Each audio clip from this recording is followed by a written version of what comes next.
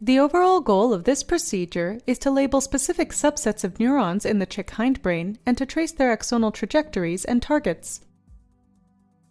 This is accomplished by first opening a small oval window at the center of an embryonic day 2.75 egg. Next, DNA plasmids are injected into the hindbrain lumen.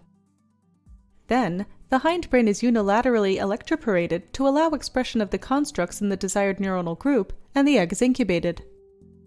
Finally, the brainstem is dissected from the whole embryo for flat mount preparation or tissue sectioning. Ultimately, results can be obtained that show axonal projections and synaptic targets in the hindbrain and cerebellum at various developmental stages through immunofluorescence staining and microscopy analysis. This method can help answer key questions in the field of developmental neurobiology, such as how specific neuronal cells project their axons and form synaptic connections during embryonic development.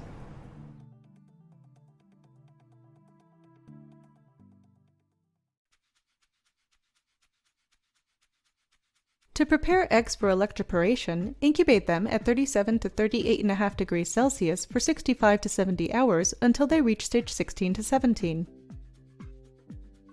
While the eggs are incubating, pull glass capillaries.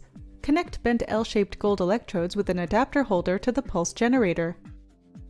Set the electroporation parameters to 25 volts, 5 pulse numbers, 45 millisecond pulse length, and 300 pulse intervals.